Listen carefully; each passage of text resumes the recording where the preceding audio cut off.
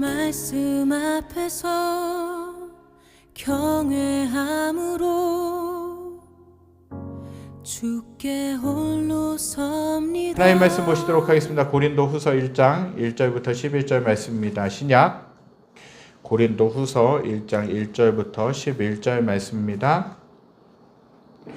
신약 고린도후서 1장 1절부터 11절 말씀입니다. 제가 가진 성경은 신약 285쪽, 286쪽에 걸쳐서 있습니다. 고린도후서 1장 1절부터 11절까지 말씀입니다. 신약 고린도후서 1장 1절부터 11절까지 말씀입니다. 다 찾으셨으면 제가 1절부터 10절까지 봉독해드리고요. 마지막 11절 말씀만 함께 읽도록 하겠습니다. 하나님의 뜻으로 말미암아 그리스도 예수의 사도된 바울과 형제 디모데는 고린도에 있는 하나님의 교회와 또 온 아가야에 있는 모든 성도에게 하나님 우리 아버지와 주 예수 그리스도로부터 은혜와 평강이 있기를 원하노라. 찬송하리로다. 그는 우리 주 예수 그리스도의 하나님이시요 자비의 아버지시요 모든 위로의 하나님이시며 우리의 모든 환난 중에서 우리를 위로하사 우리로 하여금 하나님께 받는 위로로서 모든 환난 중에 있는 자들을 능히 위로하게 하시는 이시로다. 그리스도의 고난이 우리에게 넘친 것 같이 우리가 받는 위로도 그리스도로 말미암아 넘치는도다. 우리가 환난 당하는 것도 너희가 위로와 구원을 받게 하려는 것이요 우리가 위로를 받는 것도 너희가 위로를 받게 하려는 것이니 이 위로가 너희 속에 역사하여 우리가 받는 것 같은 고난을 너희도 견디게 하느니라. 너희를 위한 우리의 소망이 견고함은 너희가 고난에 참여하는 자가 된 것 같이 위로에도 그러할 줄 알미라.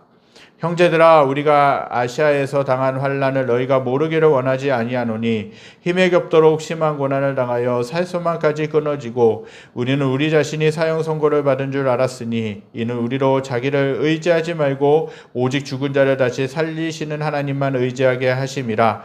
그가 이같이 큰 사망에서 우리를 건지셨고 또 건지실 것이며 이후에도 건지시기를 그에게 바라노라. 11절 함께 읽겠습니다.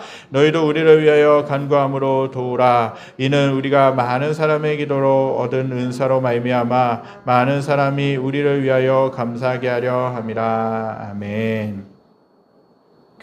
우리는 살아가면서 여러 가지 일들을 참 많이 만나면서 살아갑니다. 한 주간 살아오시면서 어떤 일들을 많이 만나셨습니까? 또 어떠한 시간들을 또 보내면서 살아가고 계십니까? 또 한 주간의 삶을 또 펼쳐봐도 여러 가지 일들이 일어나는 것을 보게 되죠. 그 일들 속에서 또 낙심도 되기도 하고 절망도 되기도 하고 실망도 되기도 하고 그 안에서 또 기쁜 일들도 있기 마련입니다. 여러 가지 그 삶의 여정 가운데서 나의 삶의 환난이나 고난이 때로는 뜻하지 않은 그런 일들이 어려운 일들이 닥치기도 하는 것이 현실입니다.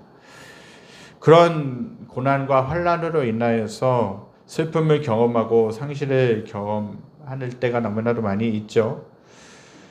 저의 삶과 짧은 목회 여정 가운데서 때때로 어려움을 경험합니다. 부르심과 인도하심을 받아 교회를 개척하고 세워가는 과정 속에서도 순탄한 것이 없음을 경험합니다. 성도들의 삶의 이야기를 들어보면 그리고 작은 카페에서 여러 사람들을 만나다 보면요. 크고 작은 어려움들, 힘든 일들, 여러 가지 고난이 있는 것들을 보게 됩니다. 어려움이 없는 분들이 한 분도 없는 것들을 보게 돼요. 정말 겉으로는 웃으시면서 또 선한 인상 가운데서 좋은 인상을 가지고 살아가시는 분들도 사실은 내면을 들어가다 보면 내면에 있는 이야기들을 하나하나 끄집어내다 보면요. 힘든 일이 참 많고 슬픔들이 있고 고난이 있고 어려움들이 있는 것들을 보게 됩니다. 고민이 없는 사람이 없고요. 삶에 굴곡이 없는 사람이 없음을 대화를 통해서 발견하게 됩니다. 마치 마음과 삶 가운데 커다란 돌덩이 아니 바위를 안고 사는 것 같습니다. 그 이야기를 듣다 보면 안타깝고 마음 한쪽이 참 무겁고 아려오는 것들을 경험합니다.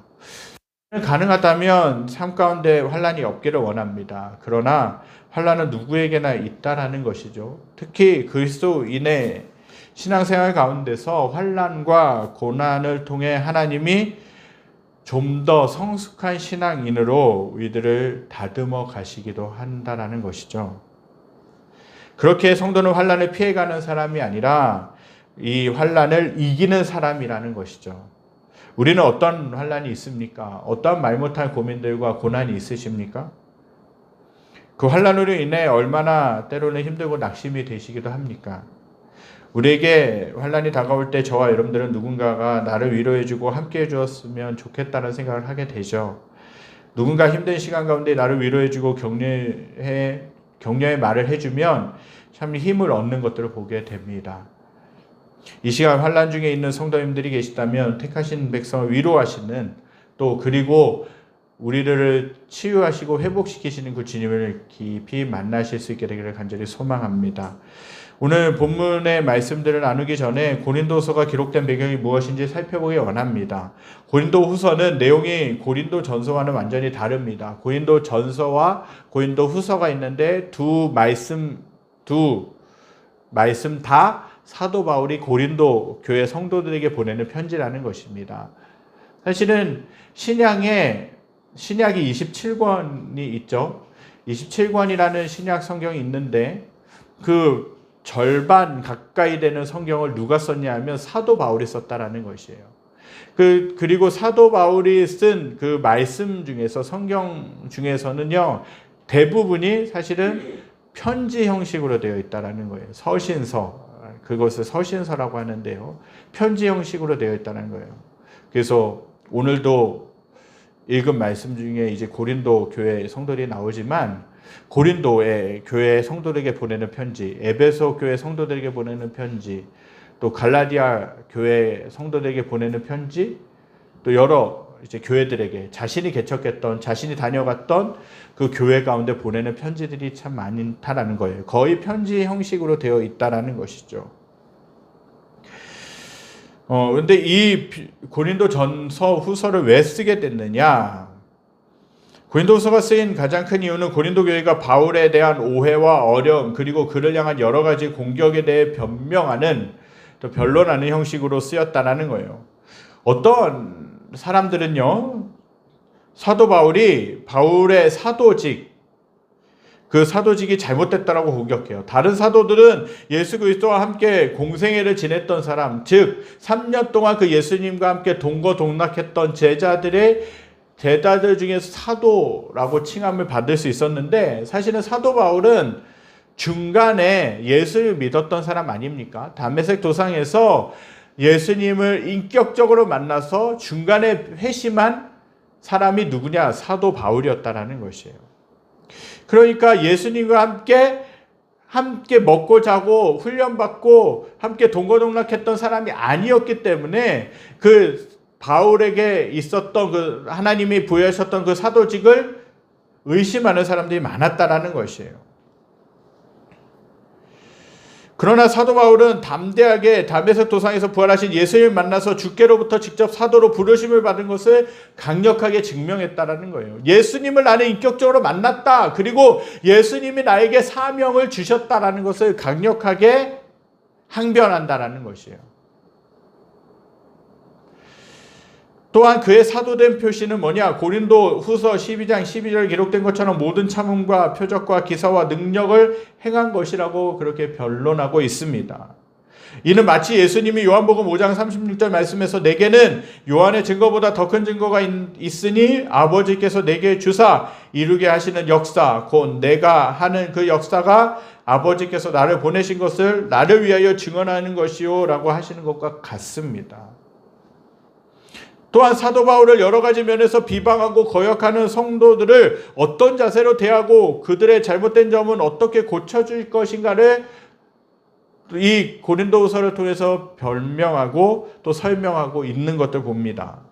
고린도후서는 바울과 고린도 교회 사이를 아버지와 반항하는 아들의 관계처럼 묘사하고 있습니다. 바울은 편지를 쓰면서 고통스러운 아비의 심정을 표현합니다. 또한 고린도 교회가 회개하고 돌이킨 것에 대해서 들으면서 기쁜 마음도 표현하게 됩니다. 고린도후서에는 바울의 풍부한 감성과 목자의 마음 그리고 교회를 향한 사랑이 가득하다는 것도 보게 돼요.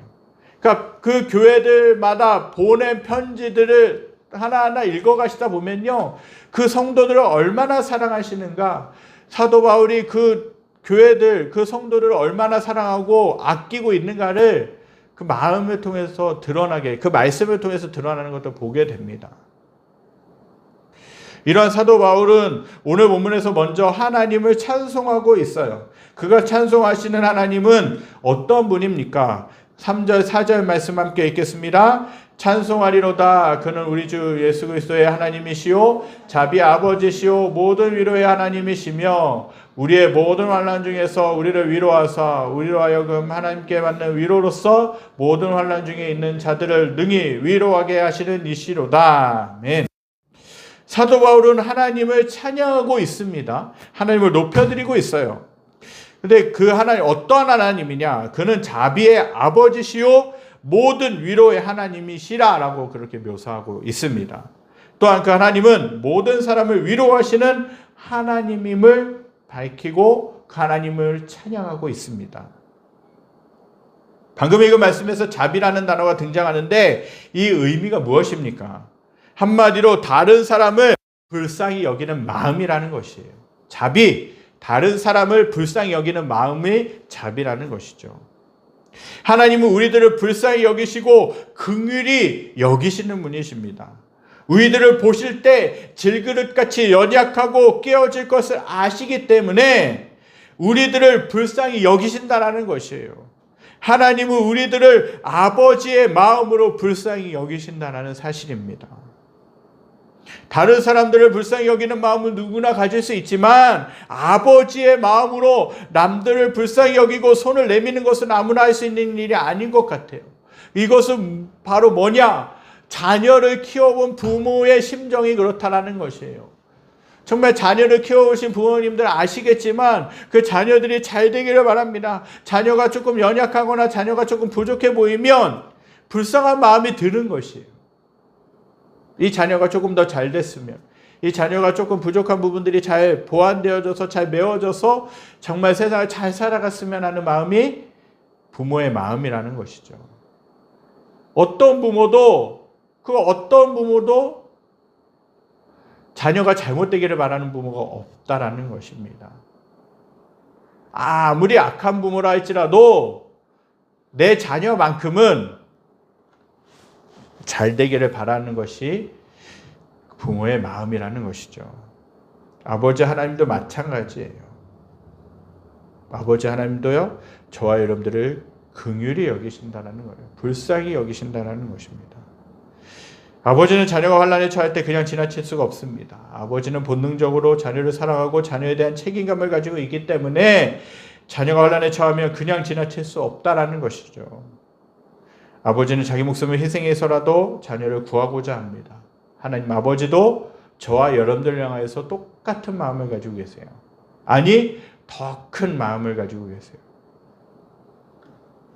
하나님의 자녀가 어려움과 고난 가운데 처하면 마음 아파하시면서 고난과 환난에서 건지시고 구원해내시기를 원하시는 분이 바로 저와 여러분들이 믿는 하나님 아버지시라는 사실이에요.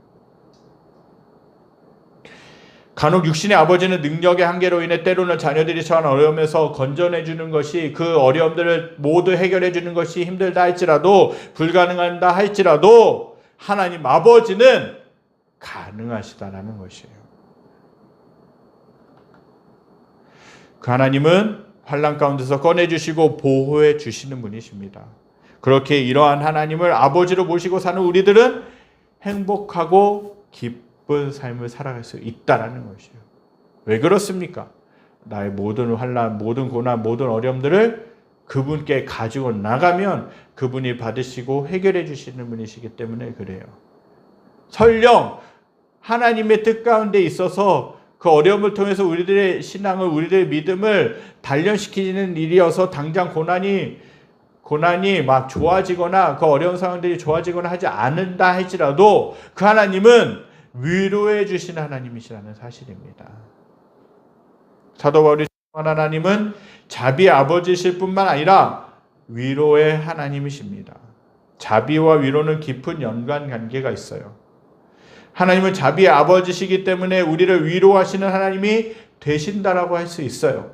만약에 다른 사람들을, 나의 자녀를 불쌍히 여기는 마음이 없다면 그분이 그 자녀들을 위로해 줄 수 있습니까? 없다라는 것이에요. 위로는 어디서 나오느냐? 불쌍히 여기는 그 마음, 그 다른 사람들의 어려움을 보면서 불쌍히 여기는 그 마음이 있어야, 그 마음이 가득해야 그 사람을 위로해 줄 수 있는 것이에요.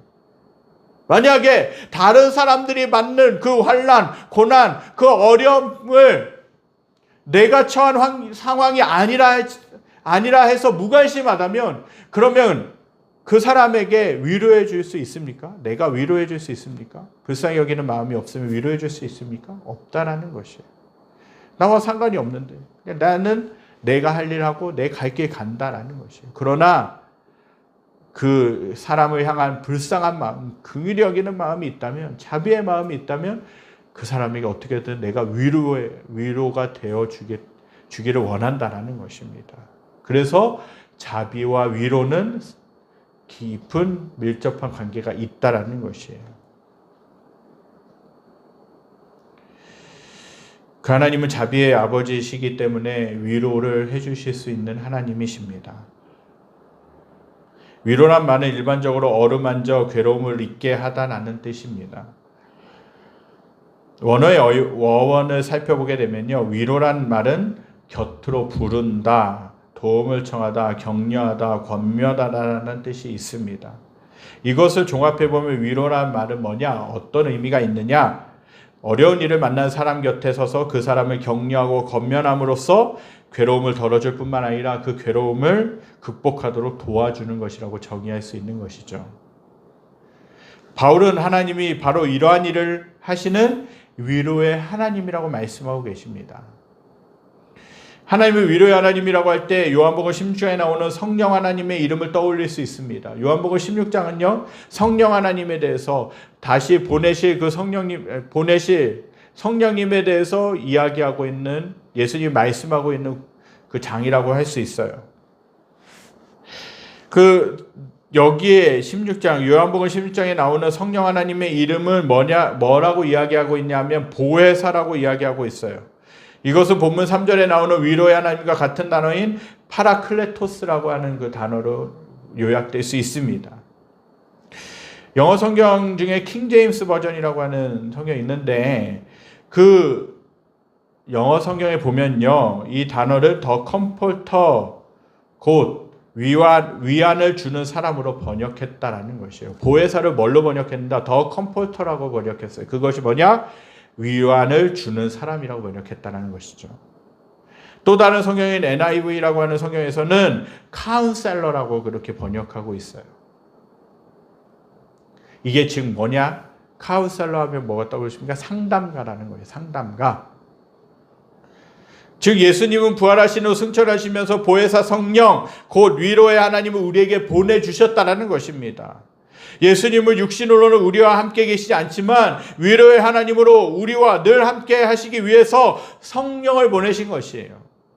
하나님이 성령 하나님을 위로의 하나님으로 우리에게 보내셨다는 것은 뭐냐? 우리들의 삶 속에서 얼마나 위로가 많이 필요한가를 상징하고 있다는 것입니다.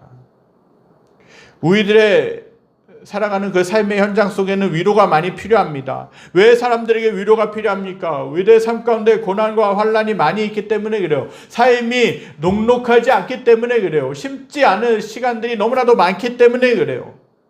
질병으로 인해 어려움을 겪기도 하고, 내가 잘 다녔던 직장을 한순간에 잃음으로 인해 마음의 상실감을 경험하기도 하고, 사람들과의 관계 가운데서 주고받는 상처로 인해 슬픔을 경험하기도 합니다. 때로는 뜻하지 않은 상황으로 인해서 내가 사랑하는 그 사람을 하늘로, 하나님의 나라로 먼저 보내야만 하는 그 상실감에 빠질 때도 있다는 것이에요. 사실 삶의 많은 순간들이 어려움과 고난의 연속입니다.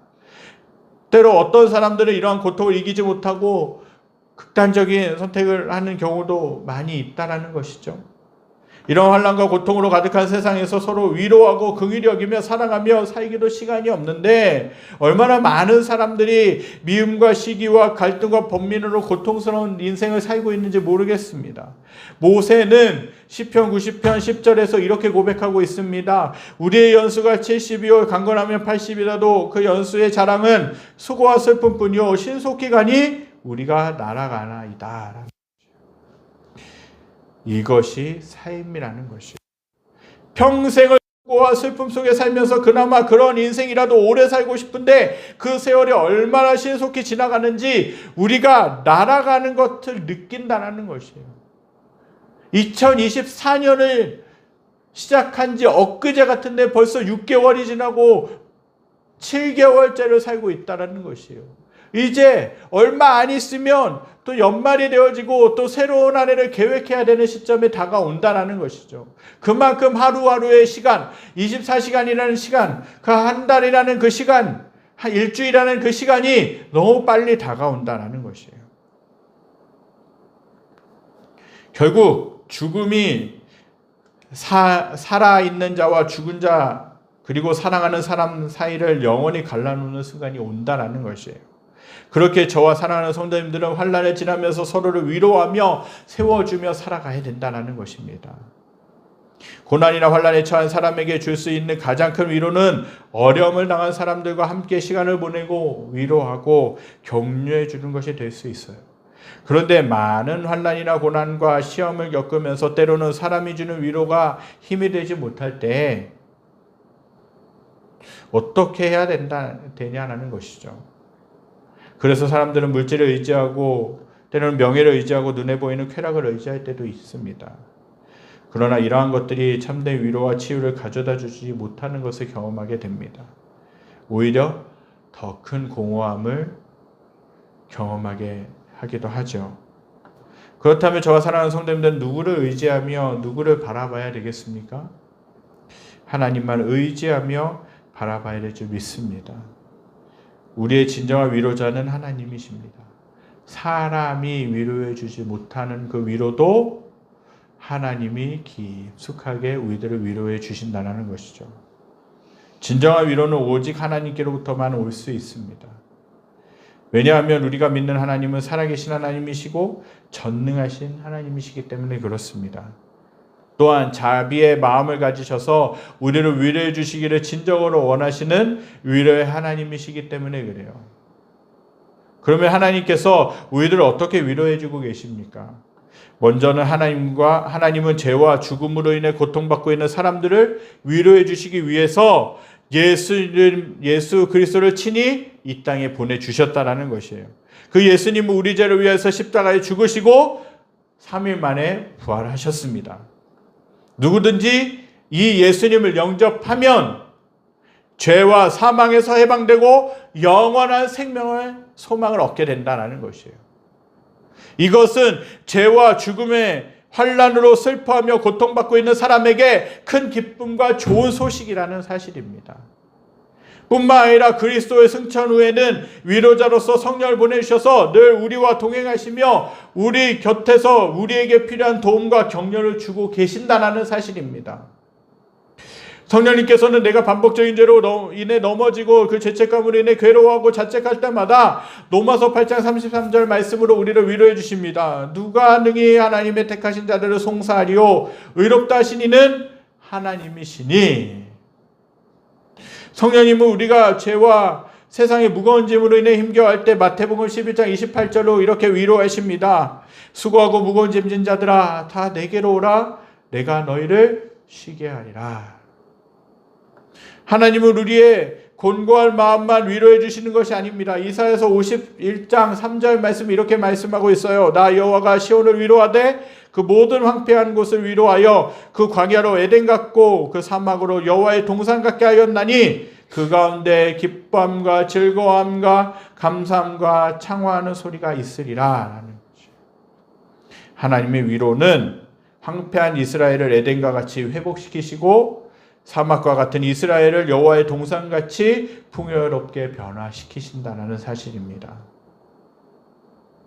슬픔과 낙담과 원망함과 눈물을 흘리는 소리를 기뻐함과 즐거움과 감사와 창화하는 노랫소리로 바꾸어 주신다는 사실입니다. 하나님의 위로는 결핍으로 고난받는 자에게 필요한 것을 공급해 주시고 계시고 참 만족을 주신다는 거예요. 지혜가 필요한 자에게는 지혜를 주시고 용기가 필요한 자에게는 용기를 주시고 힘이 필요한 자에게는 새 힘을 허락하신다는 사실입니다. 소년이라도 피곤하며 곤비하고 장정이라도 넘어지고 자빠지지만 오직 여호와를 앙망하는 자, 하나님만을 바라보는 자는 새 힘을 얻는다라고 주님은 약속해주고 계신다는 사실이에요. 하나님의 위로는 능력이 있다는 거예요. 만일 우리에게 하나님의 위로가 아니라면 신앙생활을 한다는 것은 거의 불가능한 일일 것입니다. 우리를 위로하시는 그 하나님을 바라보시며 찬송하실 수 있게 되길 간절히 소망합니다. 우리가 또한 발견할 수 있는 사실은 뭐냐? 하나님의 위로를 받은 사람들은 그 위로가 넘쳐서 심지어 다른 사람들을 위로할 힘까지 얻게 된다는 것이에요. 내가 하나님으로부터 사랑을 충만하게 풍성하게 받으면 다른 사람들을 사랑할 수 있어요. 또한 하나님으로부터 위로를 충만하게 풍성하게 받으면 그 위로가 흘러 넘쳐서 다른 사람들을 위로할 수 있다는 것이에요. 그래서 바울은 본문 4절에서 하나님이 우리의 모든 환난 중에서 우리를 위로하사 우리로 하여금 하나님께 받는 위로로서 모든 환난 중에 있는 자들을 능히 위로하게 하신다라고 고백한 것이에요. 하나님의 위로를 받게 되면 그 위로가 우리 중에 역사하여서 현재 당하는 고난을 능히 견디게 합니다. 그리고 뿐만 아니라 다른 사람과 그 위로를 나눔으로써 그 사람도 그 고난을 견디도록 만들어준다는 것이에요. 그러므로 우리는 사람이나 물질의 위로보다 하나님의 위로를 받기에 힘써야 된다는 것이에요. 하나님께 슬픔과 문제를 가지고 나와 맡기는 사람은 하나님이 주시는 위로와 힘을 얻을 수 있습니다. 하나님의 위로는 어떤 고난도 이겨낼 수 있는 원동력이 된다는 거예요. 고난을 하나님이 없애주신다는 것이 아니라 환난을 없애주신다는 것이 아니라 오히려 그 고난의 길을, 그 환난의 삶을 능히 견디고 걸어갈 수 있도록 하나님은 힘을 주신다는 것이에요. 누군가가 나를 위로해 주면 내가 아무리 힘든 일이라 할지라도 그 힘듦을 잊고 그 일들을 해나갈 수 있어요. 누군가가 나를 격려해 주고 누군가가 나를 위로해 주면 그렇게 할 수 있어요. 하나님이 저와 여러분들에게 그렇게 해 주신다는 것이에요. 그렇기 때문에 저와 여러분들 가운데 삶의 자리 가운데서 정말 무겁고 슬프고 힘든 상황들이 있을 때, 어려움이 있을 때 정말 내 바위 속에서 아까도 말씀드렸듯이 바위 같은, 내 마음속에서 바위 같은 그 어려움과 장애물이 있을 때, 힘든 일이 있을 때 하나님께 가지고 나와서 이러한 상황들을 하나님께 솔직히 기도로 고백하시기 바랍니다. 그러면 하나님은 위로해 주시고 우리들의 마음을 어루만져 주시고 치유해 주시는 줄 믿습니다. 하나님의 위로를 사모하실 수 있기를 간절히 소망합니다.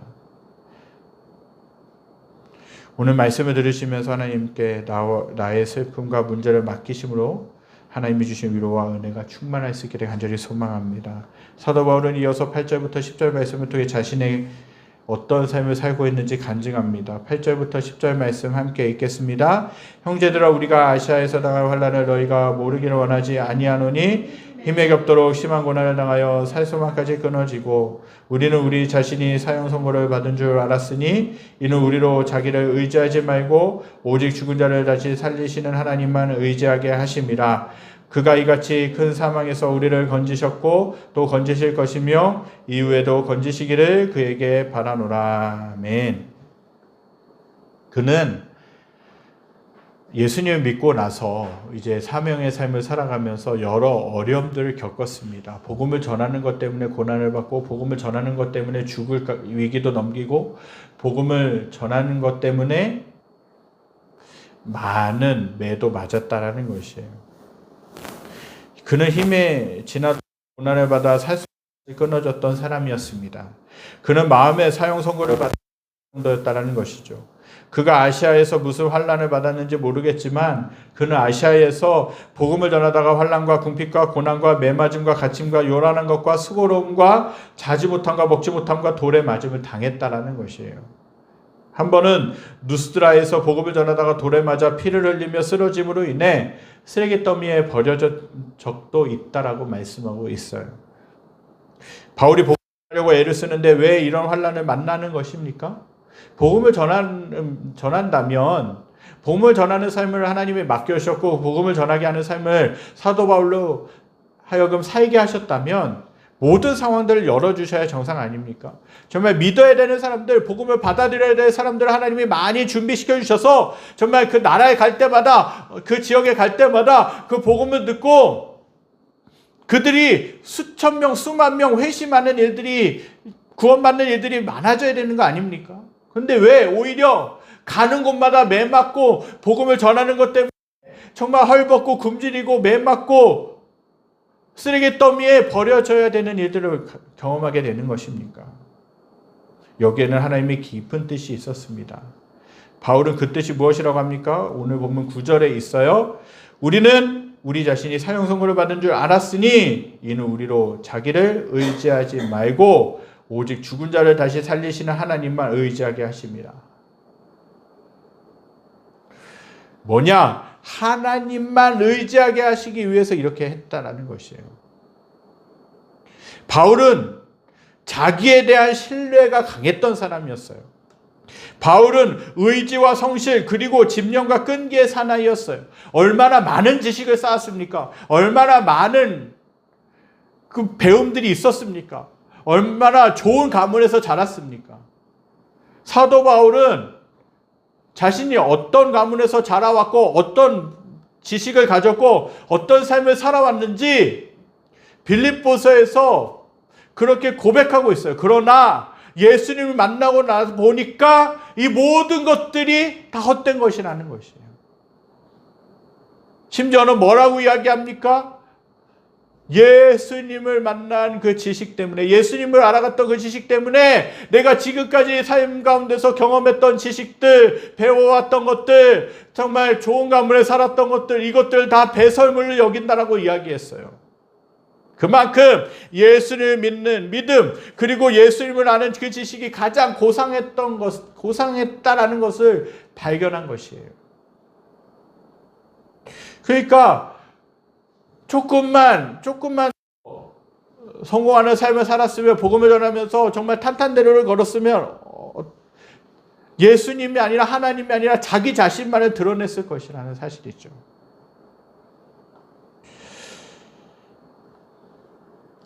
종종 힘에 지나도록 심한 고난을 받아 살수만까지 끊어질 정도로 복음을 전했던 사람이었어요. 이런 심한 고난을 받아 그는 자기가 의뢰했던 모든 것들은 아무 소용이 없음을 깨닫게 된 것입니다. 그리고 믿을 것은 오직 죽은 자를 다시 살리시는 하나님 한 분이심을 알게 되었습니다. 이러한 사건을 여러 번 겪는 가운데 바울은 이제 자기 능력으로 불가능한 상황이라 할지라도 죽은 자를 다시 살리시는 부활의 주님, 전능하신 하나님만 믿고 믿음으로 전진하는 인생을 살게 되었다라는 것이에요. 바울처럼 우리도 종종 힘에 겨운 환난을 당할 때가 많이 있습니다. 때로는 몸이 아프기도 하고 재산을 잃기도 하고 직장에서 실직에 당하기도 합니다. 우리의 머리로서는 도저히 이해가 되지 않는 고난을 당할 때도 있어요. 이러한 일을 겪을 때 하나님이 나를 버리신 것 같은 생각이 들 때도 있습니다. 하지만 그렇지 않다라는 것이에요. 이러한 고난은 하나님이 나를 버리셨기 때문에, 내가 죄를 많이 지었기 때문에 찾아온 것이 아니라 나를 믿음이 강한 사람으로 그분께 온전히 쓰임받게 하시기 위해 다듬으시는 하나님의 사랑의 손길이라는 것이에요. 연단의 손길이라는 사실입니다. 많은 믿음의 사람들은 하나님이 다루시는 연단의 과정, 광야의 과정, 인내의 과정을 거쳤던 사람이었어요. 그 과정 가운데 나의 자아가 깨어지고 옛사람의 모습이 깨어지고 하나님의 사람으로 거듭나는 경험을 했다라는 것입니다. 그 후에 하나님은 그 사람들을 불러서 그분의 사역을 위해 사용하셨다라는 사실입니다. 하나님이 연단하시는 과정을 거치면서 나의 자아, 옛사람이 깨어진 사람은 죽은 자를 다시 살리신 하나님을 믿기에 두려워할 줄 모릅니다. 한계를 모른다는 것이에요. 나에게는 한계가 설령 있다 할지라도 하나님은 한계가 없음을 믿고 담대하게 나갈 수 있다는 것이에요. 부정적인 말을 하지 않습니다. 불가능에 도전합니다. 이를 위해서 사망에서 우리를 살리시는 부활의 하나님을 체험한다는 것입니다. 하나님은 사망과 같은 불가능한 일에서도 우리를 건지실 수 있는 전능하신 하나님이신 줄 믿습니다. 우리는 환난의 날에 죽은 자를 다시 살리시는 부활의 주님, 전능하신 하나님을 믿어야 될 줄 믿습니다.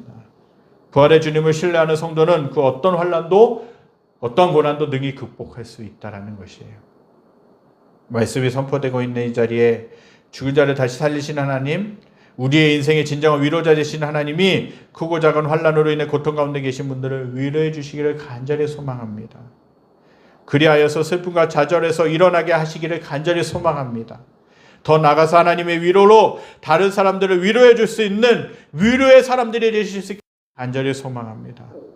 하나님의 위로를 경험한 사람들은 다른 사람들을 위로할 수 있습니다. 다른 사람들의 마음을 이해할 수 있습니다.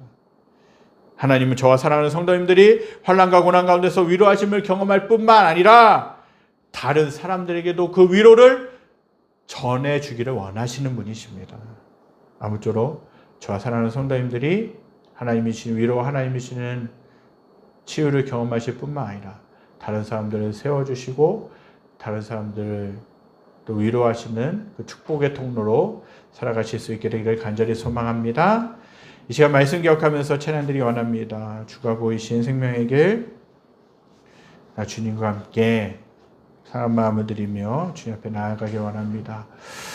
정말 주님이 보이신 그 생명의 길, 믿음의 길을 걸어가는 길이 결코 쉽진 않죠. 어려운 시간들이 있습니다. 때로는 억울한 일을 당하기도 하고, 때로는 내가 하고 싶은 말을 하고 싶지만 내가 믿는 자녀라는 것 때문에, 하나님의 자녀라는 것 때문에 세상에서 부당한 일을 당하고 손해볼 때도 있죠. 그러나 그런 그 삶이 믿음의 길을 걸어가는 과정, 또 삶에 하나님이 믿음을 성숙시키는 과정이라는 거예요. 욥이 고백한 내용이에요. 욥기 23장 10절에 이 말씀이 있죠. 나의 가는 길을 오직 그가 하시나니 나를 단련하시는 후에는 내가 정금같이 나오리라.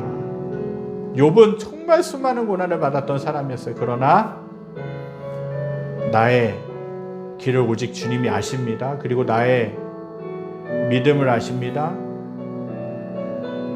내가 어려운 이 고난들을 겪고 났을 때 나의 믿음을 단련하신 내가 정금같이 나올 것입니다 라고 고백한 것이에요.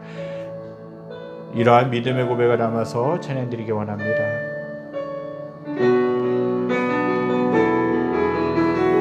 주가 보이신 생명의 길, 나 주님과 함께 상한 마음을 들이며 주님 앞에 나가리. 나의 의로움이 되신 주 그 이름 예수, 내 길이 되신 이름 예수. 나에게 오직 그가 하시나니 나를 단련하신 후에 내가 정금같이 나오리라. 주가 보이신 생명의 길, 나 주님과 함께 상한 마음을 들이며 주님 앞에 나가리.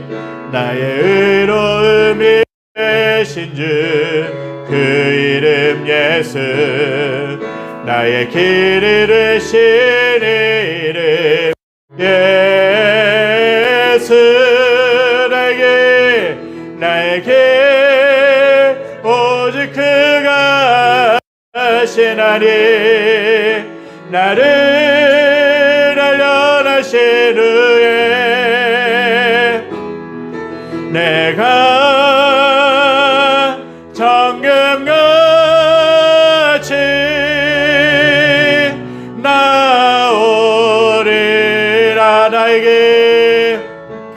나의 길 오직 그가 하시나니 나를 단련하신 후에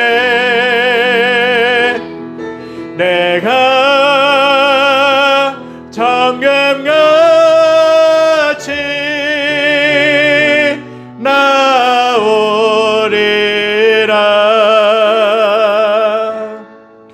저와 여러분들은 어떠한 어려움 가운데 계십니까? 믿음을 지키는 것 때문에 때로는 원치 않는 고난을 당할 때도 있을 것입니다. 세상과 믿음 가운데서 때로는 갈등이 되기도 하고 또 어려움을 겪기도 하는 것이 우리들의 삶이라는 것이죠.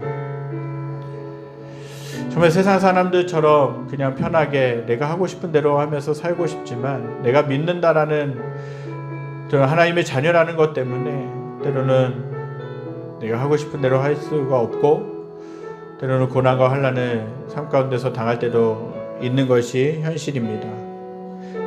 그러한 고난과 어려움들을 당할 때에 우리는 절망도 되고 낙심도 되고 정말 이 믿음을 때로는 포기하고 싶을 때도 있는 것이 우리들의 모습이라는 사실입니다. 그러나 환난과 믿음을 지키면서 겪게 되는 그 환난과 고난과 어려움 속에서 하나님은 우리들을 위하시는 하나님이시라는 것을 사도 바울은 그렇게 고백하고 있습니다. 여러분들 안에 어떤 어려움이 있으십니까?